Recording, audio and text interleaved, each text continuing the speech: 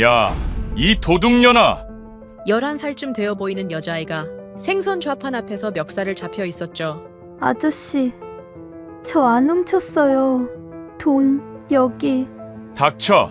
매일 새벽마다 와서 어슬렁거려! 경찰 불러! 아이의 손에는 구겨진 1,000원짜리 3장이 들려 있었어요. 그리고 그 손등에는 누가 봐도 맞은 자국인 시퍼런 멍이 선명했죠. 상인들은 몰랐어요. 이 아이가 왜 매일 새벽 5시에 이곳에 오는지, 그리고 왜 매번 1,000원짜리 3장을 꼭 쥐고 있었는지, 무슨 사연이 있는 건지 궁금하시다면 구독과 좋아요로 함께 해주세요. 어느 곳에서 듣고 계신지 댓글 남겨주시면 반갑게 인사드리겠습니다. 그럼 이야기 시작하겠습니다. 동묘 앞 새벽시장 4시 50분. 해가 뜨기 한참 전이라 시장 골목은 좌판 조명과 트럭 헤드라이트만이 어둠을 밀어내고 있었어요. 바닥에 깔린 젖은 박스 냄새와 사방에서 밀려오는 축축한 어둠이 뒤섞인 차가운 시장 골목 사이로 작은 그림자 하나가 움직였죠. 운동화 앞코가 찢어져 있었고 점퍼는 어깨가 너무 커서 소매를 2번이나 접어 올린 상태였어요. 강윤서 11살. 아이는 시장 입구에서 멈춰 서더니 주머니를 뒤졌어요. 구겨진 1,000원짜리 3장. 손바닥 위에 펴서 한 번 세고 입김을 불어 손을 녹인 뒤 다시 주머니에 넣었죠. 그리고 익숙한 걸음으로 시장 안쪽을 향했어요. 저기요. 아이가 다가간 곳은 시장 구석, 만식인의 수산이라고 적힌 낡은 천막 아래였어요. 주인은 10년 전 청량리에서 밀려나 여기 자리를 잡은 사람이었죠. 천만식, 이 바닥에서 오래 버틴 생선 장수였어요. 만식은 갈치를 다듬다 말고 고개를 들었어요. 뭐야, 또 왔어? 표정이 좋지 않았죠. 잡어 3,000원어치요. 잡어? 또? 만식은 칼을 도마에 탁 내려놓았어요. 야, 너 도대체 뭐하는 애야? 매일 새벽 5시에 와서 잡어만 사가면 뭐하게? 아이는 대답하지 않았어요. 그냥 구겨진 지폐 3장을 좌판 위에 올려놓았을 뿐이죠. 만식은 한숨을 내쉬었어요. 손님이 있는 것도 아니고 새벽이라 지나가는 사람도 없었거든요. 그는 투덜거리며 빨간 대야에서 잡어들을 건져 봉지에 담았어요. 팔아봤자 본전도 안 나오는 것들이었죠. 그런데 만식의 손이 잠깐 멈췄어요. 대야 옆에 있던 싱싱한 조기 한 마리를 슬쩍 봉지에 넣었거든요. 가져가. 아이는 봉지를 받아들었어요. 고개를 숙여 인사하고 돌아서려는데 만식이 말했죠. 야. 아이가 멈췄어요. 너 손 좀 봐봐. 윤서는 손을 뒤로 숨겼어요. 하지만 만식은 이미 봤죠. 손등에 시퍼런 멍, 그리고 손가락 마디마디에 난 작은 상처들. 그거 누가 그랬어? 넘어졌어요. 넘어져서 손등에 저렇게 멍이 들어? 아이는 대답하지 않았어요. 봉지를 꼭 껴안고 빠르게 걸어나갔죠. 만식은 그 뒷모습을 한참 바라봤어요. 옆 좌판에서 배추를 다듬던 아주머니가 고개를 돌렸죠. 만식아, 저 애 왜 저래? 배순자 62. 채소 장사를 하는 아주머니였는데 말이 끝나기도 전에 손은 이미 배추를 다듬고 있었죠. 몰라, 근데 이상해. 저 애 벌써 2달째 매일 새벽 5시에 와. 뭐? 2달. 그리고 매번 3,000원 내밀어. 순자의 눈이 가늘어졌어요. 초등학생이 새벽 5시에? 부모는 뭐해? 글쎄, 그게 더 이상한 게. 만식은 목소리를 낮췄어요. 저 애, 여기서 사간 생선 집에 안 가져가는 것 같아. 뭐? 한번 따라가 봤어. 궁금해서. 근데 시장 뒷골목으로 가더라고. 순자가 배추 다듬던 손을 멈췄어요. 시장 뒷골목. 거기엔 새벽이면 폐지 줍는 노인들, 노숙자들이 모이는 곳이었죠. 설마 저 애가. 모르지. 두 사람이 수군거리는 사이 윤서는 이미 시장 출구를 벗어나고 있었어요. 아이는 생선 봉지를 가슴에 꼭 안은 채 골목을 향해 걸었죠. 그때였어요. 시장 입구 쪽에서 엔진 소리가 들렸어요. 검은 SUV 한 대가 천천히 들어오고 있었죠. 윤서의 발이 멈췄어요. 어깨가 굳었죠. 차에서 내린 남자는 40대 중반쯤 되어 보였어요. 코트 차림의 구두, 이른 새벽인데도 머리를 단정하게 넘긴 말끔한 모습이었죠. 강태호, 윤서의 삼촌이었어요. 석 달 전 윤서 아빠가 교통사고로 세상을 떠난 직후 갑자기 나타난 사람. 가족이니까 돌봐줘야지라며 집에 들어왔지만 집에 가져오는 건 술 냄새뿐이었죠. 엄마는 윤서가 6살 때 집을 나갔고 아빠 장례를 치른 뒤 통장과 서류는 어느새 태호 손으로 넘어가 있었어요. 태호는 윤서를 발견하자마자 성큼성큼 다가왔어요. 윤서야. 아이는 고개를 숙였어요. 봉지를 등 뒤로 숨기려 했지만 이미 늦었죠. 그게 뭐야? 새벽에 또 나왔어? 삼촌이 몇 번을 말했어. 태호의 손이 윤서의 팔을 잡았어요. 아이의 얼굴이 하얗게 질렸죠. 삼촌, 저 그냥 집에 가서 얘기해. 남자는 봉지를 낚아채더니 안을 들여다봤어요.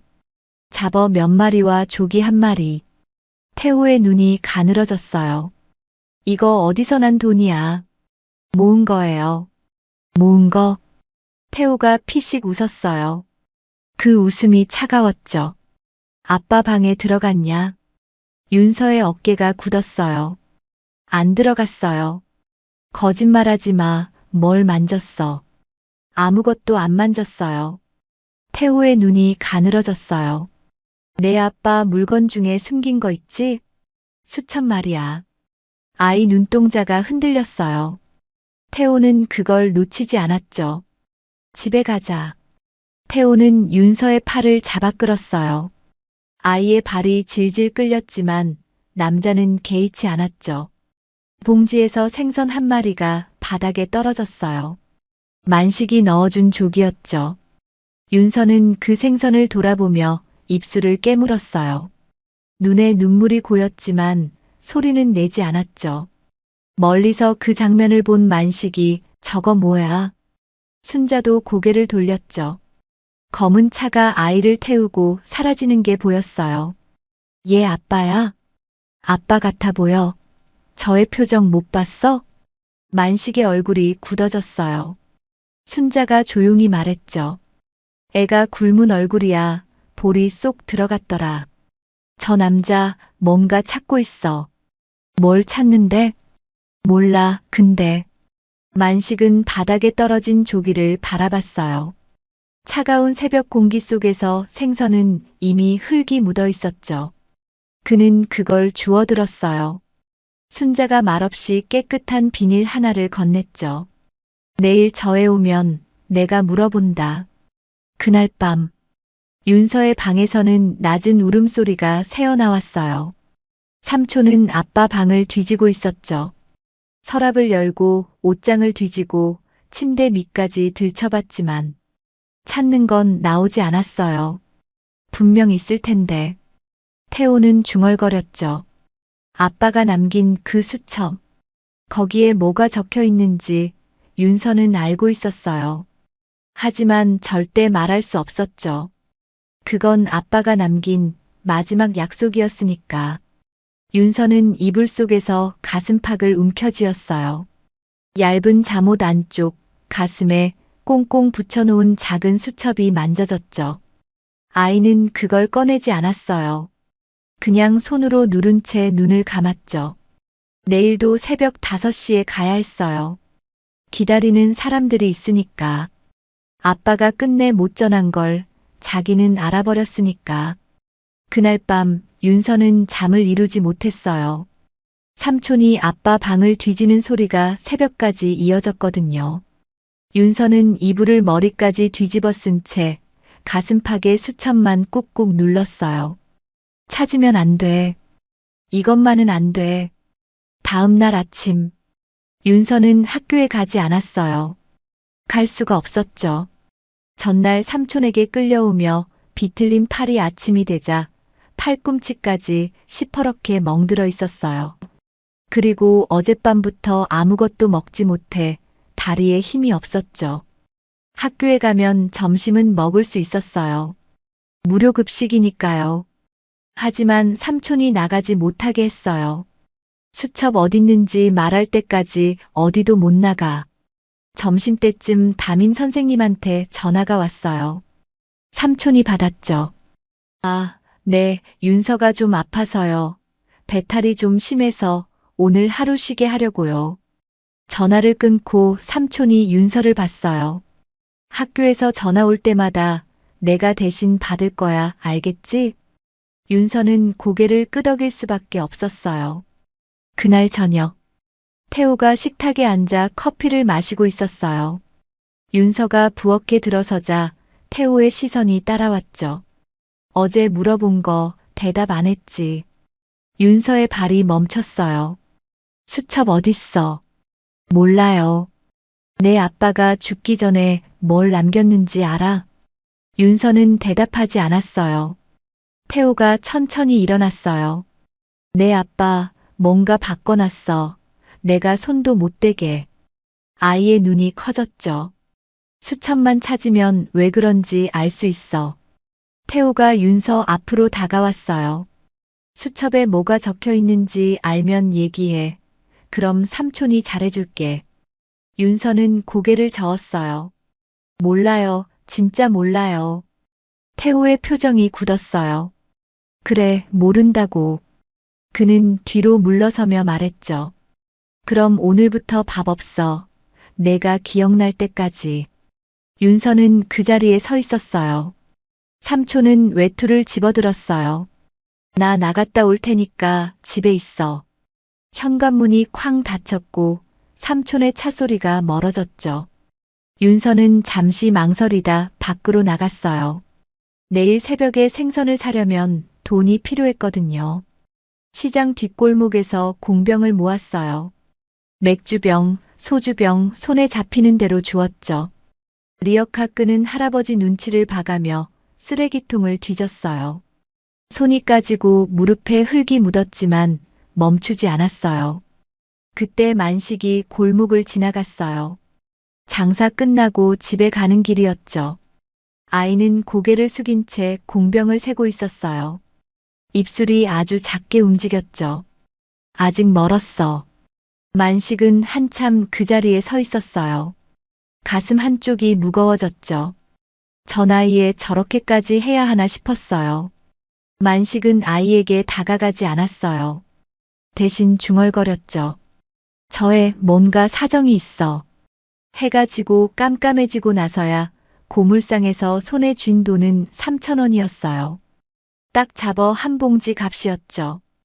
윤서는 그 돈을 주머니에 넣고 집으로 돌아갔어요. 집은 조용했어요. 삼촌은 아직 돌아오지 않았죠. 윤서는 방으로 들어가 품 안에 숨겨놓은 수첩을 꺼냈어요. 낡은 갈색 가죽 표지. 아빠의 손때가 묻은 수첩이었어요. 윤서는 조심스럽게 첫 장을 넘겼어요. 거기엔 이름들이 빼곡했죠. 박성호 할아버지, 동묘역 3번 출구, 매일 새벽. 김말순 할머니, 청계천 쪽 화목만. 이정수 할아버지, 폐지 수레, 토요일. 이름 옆에는 작은 메모들이 있었어요. 성호 할아버지, 고등어 좋아함, 비린내 약한 거로. 말순 할머니, 딸 얘기 자주 하심, 이야기 좀 들어드릴 것. 정수 할아버지, 당뇨 있음, 짠 거 조심. 아빠는 그냥 생선을 나눠준 게 아니었어요. 한 사람 한 사람을 기억했던 거였죠. 윤서는 수첩을 넘기다 어느 페이지에서 멈췄어요. 아빠 글씨 사이에 빨간 줄이 그어진 곳이 있었거든요. 태호에게 절대 보여주지 말 것. 그 아래엔 뭔가 더 적혀 있었지만 글씨가 번져서 잘 보이지 않았어요. 윤서는 그 문장을 한참 바라봤어요. 그 문장 하나면 충분했어요. 윤서는 더 묻지 않아도 됐죠. 윤서는 수첩을 다시 가슴에 품었어요. 배가 고팠지만 더 중요한 게 있었어요. 내일 새벽 5시에 가야 했어요. 기다리는 사람이 있었으니까요. 그때 현관문 소리가 들리고 거실에 삼촌이 술병을 따는 소리가 났어요. 윤서는 알람을 새벽 4시 30분에 맞췄어요. 삼촌이 술 마시고 늦게 자면 새벽엔 못 일어날 거였어요. 내일은 꼭 가야 했어요. 기다리는 사람이 있었으니까요. 새벽 4시 28분. 윤서의 눈이 떠졌어요. 알람이 울리기 2분 전이었죠. 아이는 소리 없이 일어나 알람을 껐어요. 방문을 살짝 열고 거실을 봤어요. 삼촌이 소파에 쓰러져 자고 있었죠. 빈 술병이 바닥에 굴러다녔어요. 코 고는 소리가 크게 울렸어요. 윤서는 숨을 죽이며 방문을 열었어요. 숨을 참고 살금살금 현관으로 갔어요. 현관 문고리를 잡았을 때 심장이 터질 것 같았어요. 찰칵. 문이 열렸어요. 윤서는 밖으로 빠져나와 문을 최대한 조용히 닫았죠. 그리고 뛰기 시작했어요. 새벽 공기가 차가웠지만 아이는 멈추지 않았어요. 어젯밤 모은 3,000원을 주머니 속에서 꽉 쥐었어요. 시장까지는 10분. 늦으면 안 됐죠. 동묘 시장에 도착했을 때 하늘은 아직 어두웠어요. 좌판마다 조명이 켜지고 있었고 트럭에서 생선 상자를 내리는 소리가 들렸죠. 윤서는 만식인의 좌판으로 향했어요. 그런데 발걸음이 멈췄어요. 좌판 앞에 사람들이 모여 있었거든요. 야, 이거 봐봐. 젊은 상인이 손에 뭔가를 들고 있었어요. 생선 봉지였죠. 만식은 새벽 윤서를 위해 잡어봉지를 따로 챙겨뒀어요.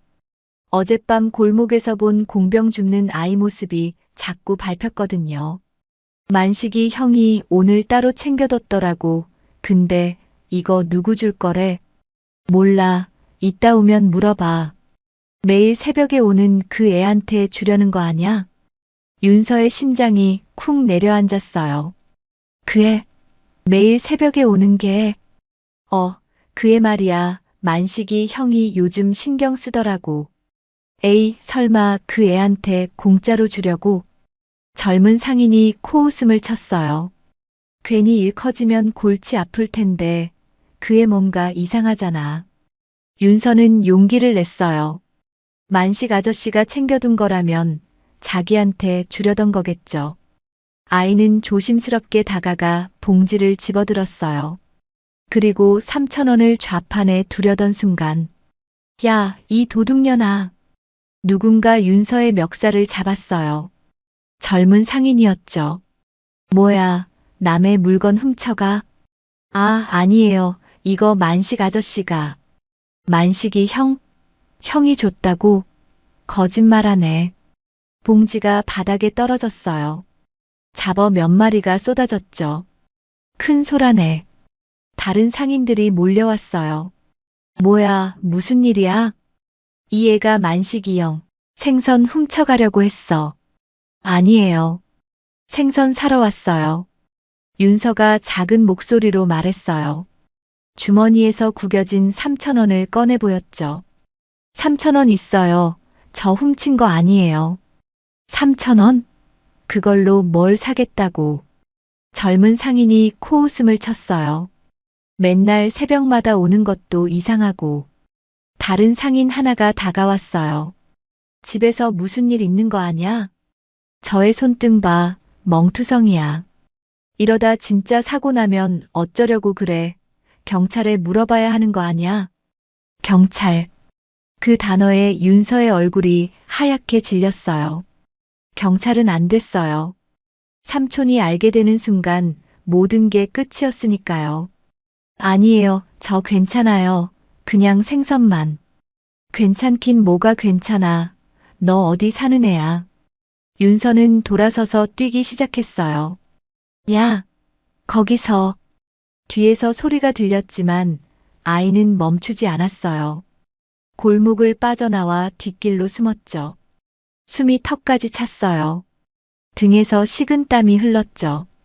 3,000원은 아직 주머니에 있었지만 생선은 사지 못했어요.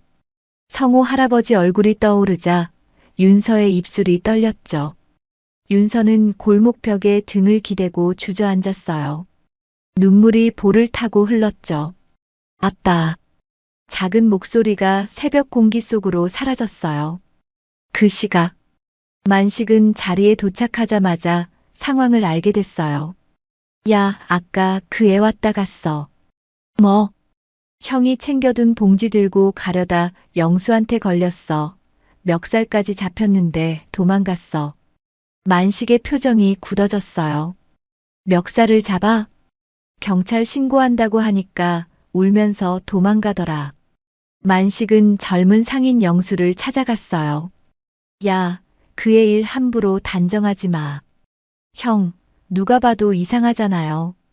이상한지 아닌지는 내가 더 잘 알아. 모르면 함부로 말하지 마. 만식은 돌아섰어요.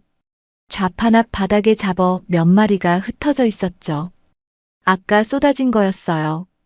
만식은 그걸 주워 담으며 중얼거렸어요. 이걸 주려고 했는데. 만식은 봉지를 들고 시장 밖으로 나갔어요. 어제 저녁에 봐둔 그 골목, 낡은 연립주택 쪽으로 향했죠. 그런데 만식이 골목에 들어섰을 때 어디선가 아이 울음소리가 들렸어요. 발걸음을 멈추고 소리를 따라갔죠. 그리고 연립주택 앞에서 검은 SUV가 보였어요. 차 앞엔 코트를 걸친 정장 차림의 남자가 서 있었어요. 윤서의 삼촌 태호였죠. 그리고 태호의 앞에는 윤서가 고개를 숙이고 서 있었어요. 삼촌, 저 그냥. 닥쳐, 집에서 얘기해. 태호가 윤서의 팔을 잡았어요. 아이의 얼굴이 일그러졌죠. 만식은 멀리서 그 장면을 봤어요. 만식의 이가 사각 부딪혔어요. 하지만 섣불리 나설 수 없었어요. 잘못 끼어들었다가 아이만 더 다칠 수도 있었으니까요. 만식은 주먹을 쥐었어요. 차가 출발하고 아이가 태워져 갔죠. 만식은 그 자리에 한참 서 있었어요. 그리고 중얼거렸죠. 저 남자부터 확인해야겠어. 그날 오후, 태호는 윤서를 방에 가뒀어요. 이번엔 정말로 자물쇠를 설치하고 채웠죠. 철컥. 수첩 내놓을 때까지 못 나가. 윤서는 방 안에서 문을 바라봤어요. 여기는 2층이었고 창문으로 뛰어내리면 다칠 게 뻔했어요. 성호 할아버지가 오늘도 굶으셨을까봐 윤서는 가슴이 조였어요. 내일도 못 가면. 할아버지. 윤서는 창밖을 바라봤어요. 해가 지고 있었어요. 시장에선 좌판 정리하는 소리가 들릴 시간이었죠. 아이는 알 수 없었어요. 지금 만식이 무얼 하고 있는지. 그 시각, 오늘 하루 종일 안절부절하던 만식은 한참 망설이다 핸드폰을 들었어요. 저, 주민센터 맞습니까? 여러분, 여기까지 들으셨군요. 윤서는 생선도 사지 못하고 다시 삼촌에게 잡혀버렸어요. 방에 갇힌 아이는 창밖만 바라보고 있죠. 그런데 만식 아저씨가 결국 움직이기 시작했어요. 윤서를 지키려는 마음이었을까요? 아니면 더 큰 뭔가를 눈치챈 걸까요? 그럼 여러분, 다음 이야기도 계속 들어봐 주세요. 다음 날 아침, 윤서는 방 안에서 눈을 떴어요. 알람은 울리지 않았어요. 삼촌이 어젯밤에 휴대폰을 가져갔거든요. 창문으로 들어오는 햇살이 눈부셨어요. 벌써 해가 떠 있었죠. 윤서는 벌떡 일어났어요. 몇 시지? 창밖을 봤어요. 해가 높이 떠 있었어요. 새벽 5시는 이미 지나고도 한참이었죠. 윤서는 문으로 달려갔어요. 손잡이를 잡아당겼지만 문은 꿈쩍도 안 했어요. 자물쇠가 그대로였죠. 삼촌, 문 열어주세요. 대답이 없었어요. 삼촌, 집 안은 조용했어요. 아무도 없는 것 같았죠. 학교에서 전화가 몇 번 더 왔지만 삼촌은 매번 같은 말로 넘겼어요. 윤서는 문을 두드렸어요. 손바닥이 아플 때까지 두드렸지만 아무 소용이 없었어요. 아이는 바닥에 주저앉았어요. 오늘도 못 갔어요. 이틀째였어요. 성호 할아버지가 어제도 오늘도 기다렸을 거였어요. 박성호 할아버지, 동묘역 3번 출구, 매일 새벽. 매일. 아빠는 매일 갔었어요. 비가 와도 눈이 와도. 한 번도 안 빠지고 갔었죠. 윤서는 소리 없이 울었어요. 그때 현관문 소리가 들렸어요. 삼촌이 돌아온 거였죠. 발소리가 윤서 방 앞에서 멈췄어요. 철컥. 자물쇠가 풀리는 소리. 문이 열렸어요. 태우가 서 있었죠. 손에는 서류 봉투가 들려 있었어요. 잘 잤어? 윤서는 대답하지 않았어요. 태우가 방 안으로 들어왔어요. 삼촌이 오늘 좋은 소식 가져왔어. 아이는 고개를 들지 않았어요. 후견인 서류 처리됐어. 이제 내 보험금 받을 수 있어. 윤서의 눈이 커졌어요. 윤서야, 삼촌이 너한테 잘해주고 싶어. 근데 내가 이렇게 나오면 삼촌도 방법이 없어. 수첩 안 내놓으면 너 시설 보낸다. 윤서의 얼굴이 하얗게 질렸어요. 시설? 응, 고아원 같은데 삼촌이 후견인이니까 그 정도는 할 수 있어. 아이의 눈에 눈물이 고였어요. 싫어요. 그럼 수첩 내놔. 윤서는 떨리는 손으로 가슴팍을 움켜쥐었어요. 수첩이 거기 있었죠. 태호의 눈이 그 손을 따라갔어요. 거기 있구나. 태호가 손을 뻗었어요. 윤서가 뒤로 물러났죠. 안 돼요. 안 된다고. 태호의 손이 윤서의 팔을 잡았어요. 아이가 발버둥 쳤지만 어른의 힘을 당해낼 수 없었어요. 나요. 이건 아빠 거예요. 내 아빠는 죽었어. 이제 필요 없잖아. 그 말에 윤서의 동작이 멈췄어요. 눈물이 볼을 타고 흘렀죠. 태호는 윤서의 옷 안쪽으로 손을 넣어 수첩을 꺼냈어요. 낡은 갈색 가죽 표지. 아빠의 손때가 묻은 수첩이었어요. 이거구나. 태호가 수첩을 펼쳤어요. 첫 장, 둘째 장. 이름들이 빼곡했죠. 뭐야 이게, 독거노인 명단이야? 태호가 페이지를 넘겼어요. 그리고 빨간 줄이 그어진 곳에서 멈췄죠. 태호에게 절대 보여주지 말 것. 태호의 표정이 굳어졌어요. 이 새끼가. 그 아래를 봤어요. 글씨가 번져 있었지만 희미하게 읽을 수 있었죠. 서울은행 대여금고 38번. 태호의 눈이 번뜩였어요. 대여금고. 그는 수첩을 주머니에 넣었어요. 잘했어 윤서야. 덕분에 삼촌이 할 일이 생겼네. 태호가 일어섰어요. 오늘은 방에서 나와도 돼. 어차피 이제 필요한 거 다 알았으니까. 문이 닫혔어요. 발소리가 멀어졌죠. 윤서는 바닥에 주저앉아 있었어요. 수첩을 빼앗겼어요. 아빠가 남긴 마지막 것을 지켜내지 못했어요. 아이는 두 손으로 얼굴을 감싸고 울었어요. 아빠, 미안해. 작은 목소리가 빈 방 안에서 메아리 쳤어요. 그 시각, 동묘시장에서는 만식이 좌판 정리를 하지 않고 서 있었어요. 옆에 순자가 다가왔죠. 야, 왜 그래? 아침부터 멍하니. 어제 주민센터에 전화했어. 순자의 눈이 커졌어요. 뭐? 그의 일로. 근데 아무것도 못 알아냈어. 만식의 표정이 어두웠어요. 순자가 주위를 살피며 조심스럽게 말을 꺼냈어요. 아니, 근데 사실 내가 그 아이 얘길 이 동네에 봉사 다니는 친구 있잖아. 영자한테 했는데. 그래서 영자가 그 집 사정을 좀 알더라고. 아이 엄마가 몇 년 전에 집 나갔대. 아빠는 석 달 전에 사고로 죽었고 만식이 말을 잃었어요. 지금 삼촌이 들어와 살고 있는데 동네 사람들이 수군거린대. 뭐라고? 아빠 죽고 나서 갑자기 나타났다고. 그 전엔 코빼기도 안 보이던 사람이. 만식의 얼굴이 굳어졌어요. 설마. 나도 그 생각했어. 만식은 시장 바깥을 바라봤어요. 저애 지금 위험할 수도 있어. 그럼 어떻게? 경찰에 신고해? 신고하려면 증거가 있어야 해. 지금은 그냥 의심일 뿐이야. 만식은 주먹을 쥐었어요. 직접 가봐야겠어. 어디로? 어제 본 그 연립주택. 만식은 앞치마를 벗었어요. 순자가 팔을 잡았죠. 야, 위험해. 혼자 가지 마. 그럼 어쩌라고. 애가 맞고 있을 수도 있어. 순자는 한참 만식을 바라봤어요.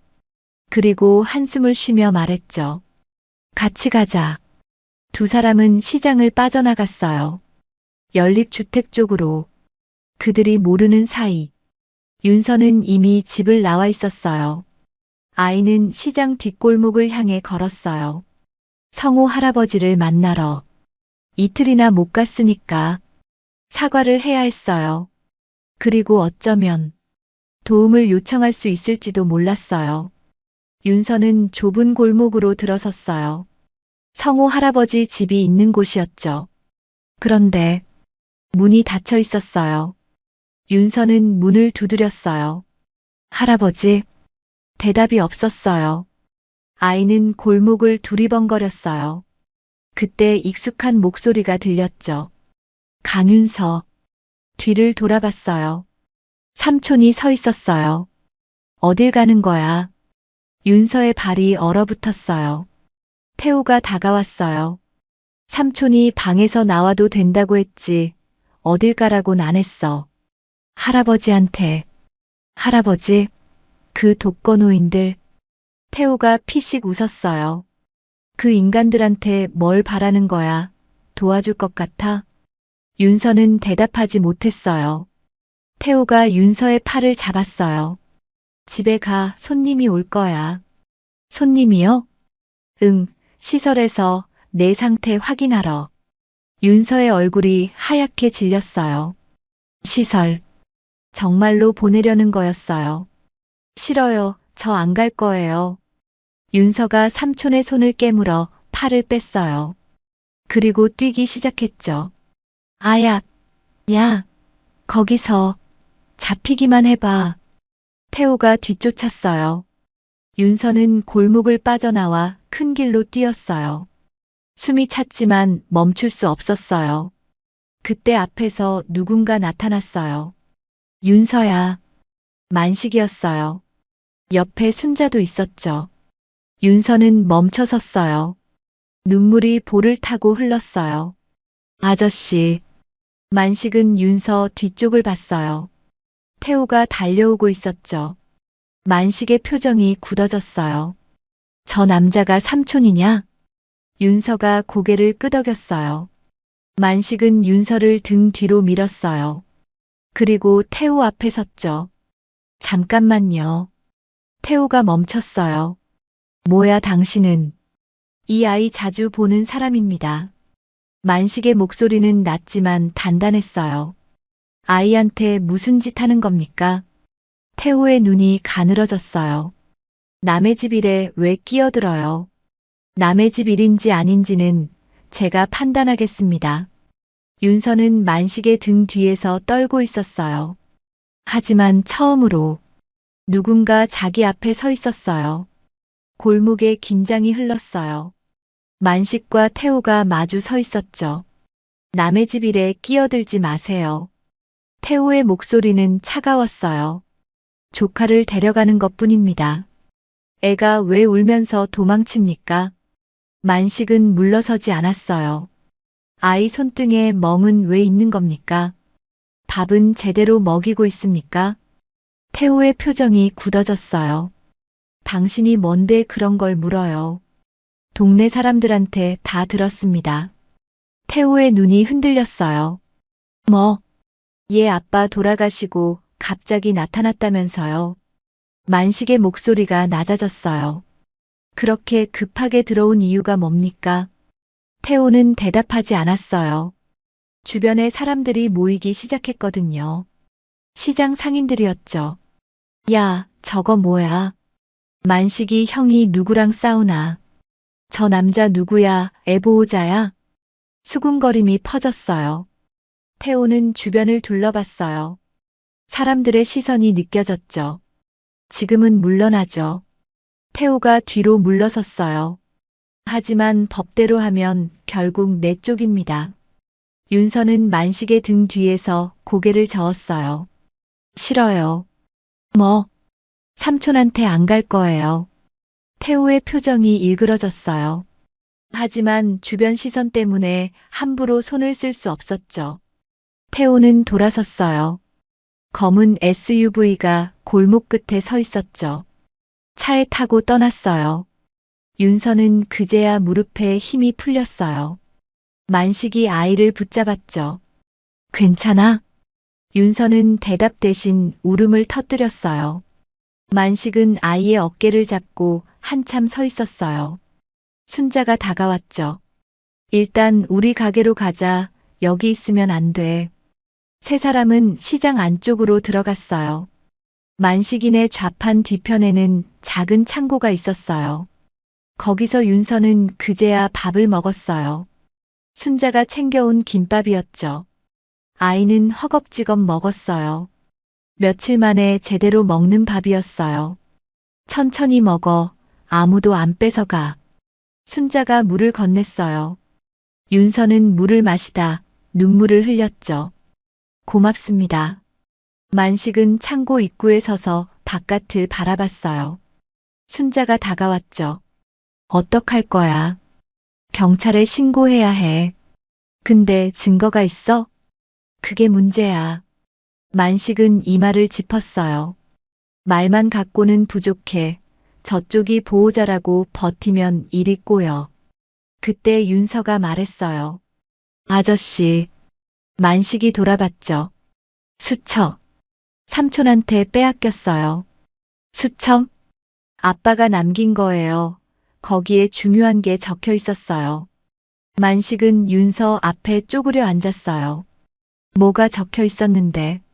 할아버지들 이름이랑 삼촌한테 보여주지 말라는 말이랑. 윤서는 눈물을 닦으며 말했어요. 은행 금고 번호요. 만식의 눈이 커졌어요. 금고라고? 네. 서울은행 38번이었어요. 만식이 순자를 돌아봤어요. 서울은행이면 여기서 가깝지? 2블록이야. 만식이 일어섰어요. 수첩을 보고 나간 거라면 은행부터 갔을 거야. 그럼 어떡해? 만식은 주머니에서 휴대폰을 꺼냈어요. 일단 경찰에 신고하자. 아동학대 의심으로. 만식아, 증거가. 일단 신고하고 은행으로 가야 해. 금고 열리기 전에 막아야 해. 만식은 전화를 걸었어요. 여보세요, 경찰서입니까? 아동학대 의심 신고하려고요. 윤서는 만식의 등을 바라봤어요.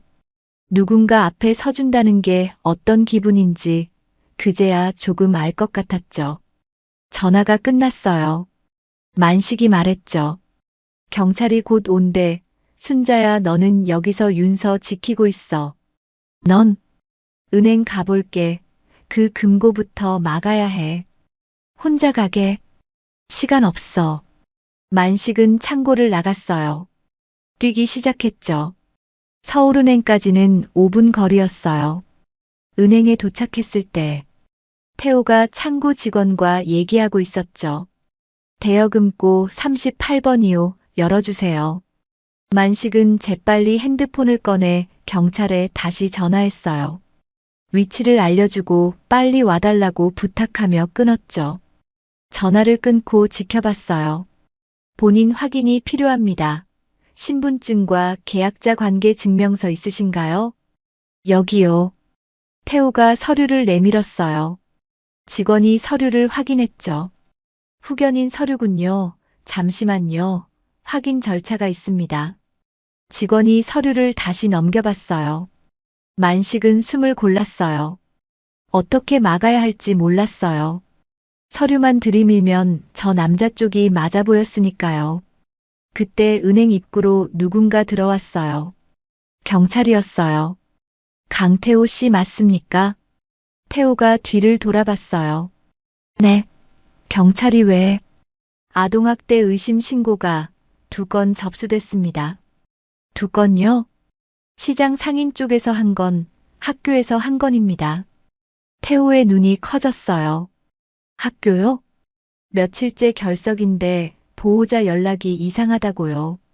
경찰이 한 걸음 다가왔어요. 보호자 신분 확인과 사실관계 확인이 필요합니다. 동행해 주시죠. 태호의 얼굴이 굳어졌어요. 뭐? 아동학대? 말도 안 돼. 나 지금 급한 일 처리 중이라고. 그건 확인 후에 하셔도 됩니다. 경찰이 태호의 팔을 잡았어요. 태호의 시선이 만식에게 꽂혔죠. 만식은 대답하지 않았어요. 그냥 태호를 바라볼 뿐이었죠. 태호가 끌려나갔어요. 은행 로비가 조용해졌어요. 만식은 창구 직원에게 다가갔어요. 저기요, 방금 그 사람이 열려고 했던 대여금고요. 네. 경찰이 개입한 거 보셨죠? 아동학대 관련입니다. 직원이 고개를 끄덕였어요. 경찰 확인이 들어온 이상 지금은 진행할 수 없습니다. 일단 보류하겠습니다. 만식은 한숨을 내쉬었어요. 적어도 당장은 막은 셈이었죠. 만식은 은행을 나와 시장으로 돌아갔어요. 창고에는 순자와 윤서가 있었죠. 윤서가 달려왔어요. 아저씨, 삼촌은요? 경찰이 데려갔어. 윤서의 눈이 커졌어요. 진짜요? 응. 그리고 금고도 일단 막았어. 삼촌이 못 열게. 윤서의 눈에 눈물이 고였어요. 조금 전까진 막혀있던 숨이 그제야 넘어갔죠. 감사해요, 아저씨. 만식은 아이의 머리를 쓰다듬었어요. 아직 안 끝났어. 경찰서 가서 내가 직접 얘기해야 해. 무서워요. 괜찮아. 내가 같이 갈게. 순자도 다가왔어요.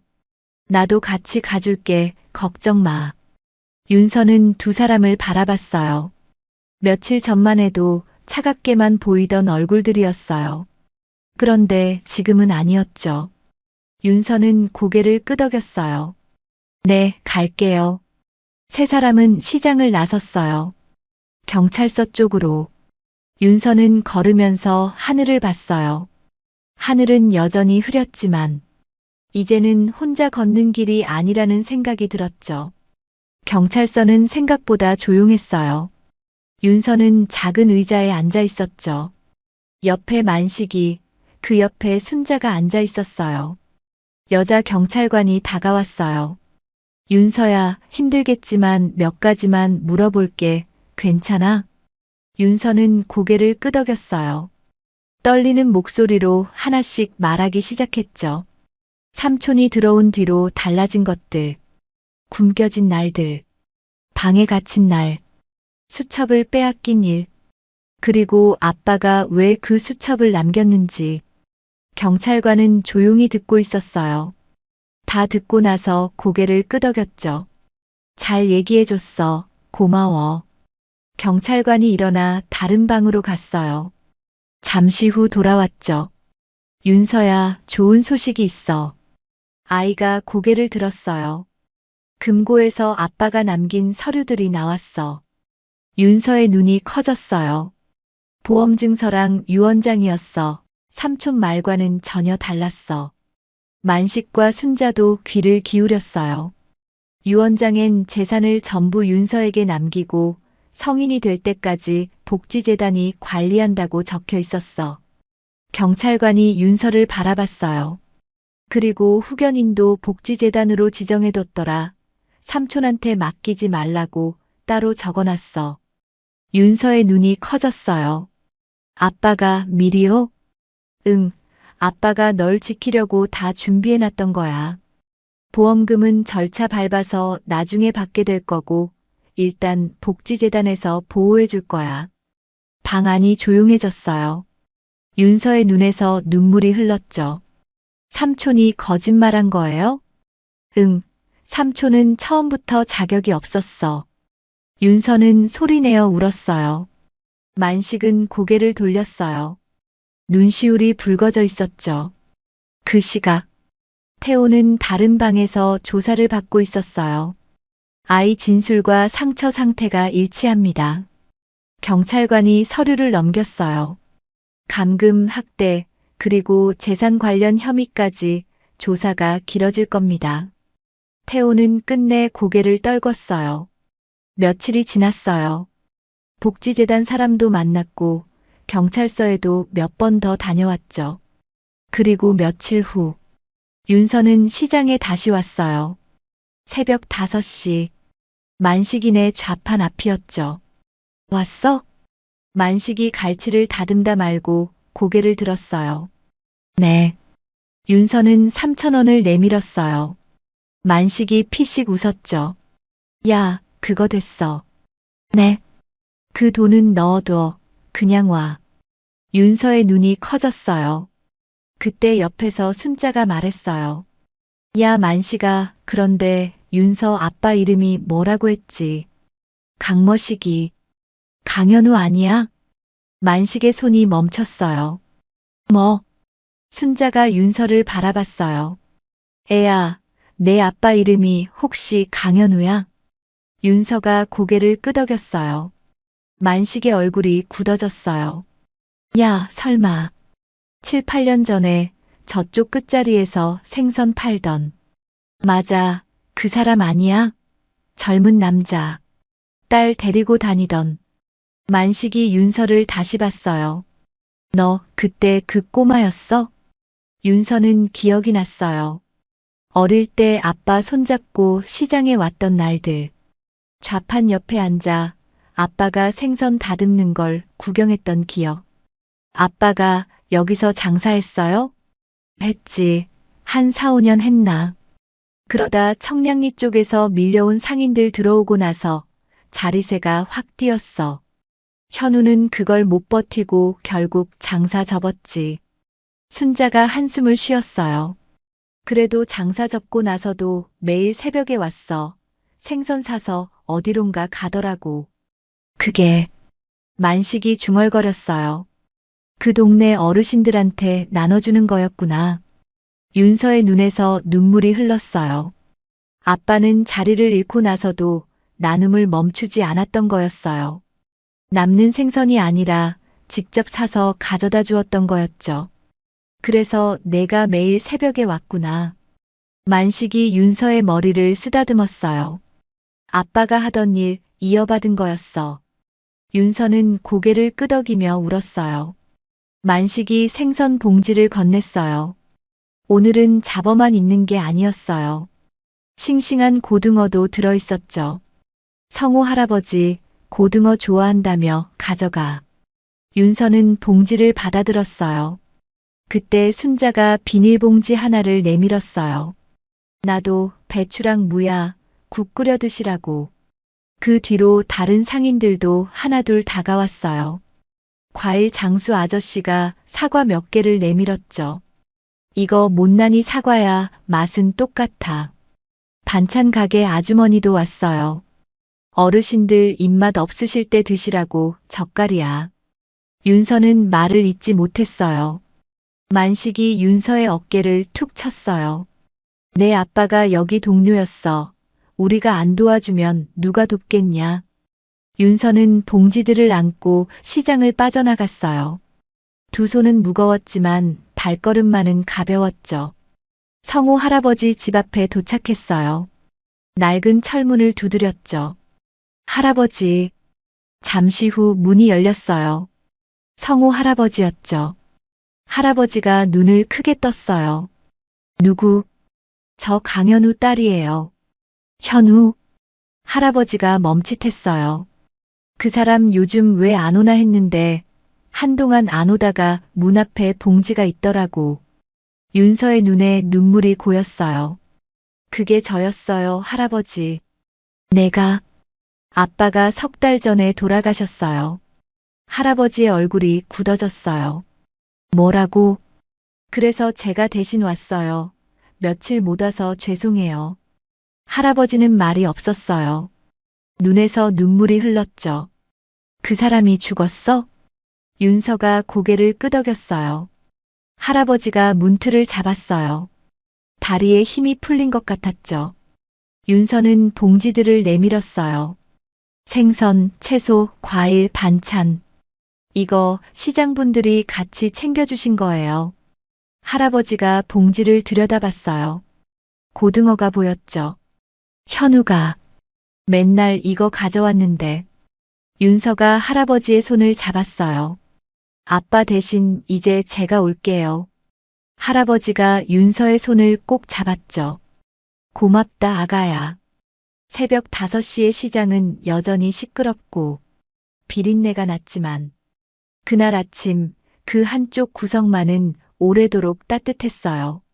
오늘 이야기는 여기까지입니다.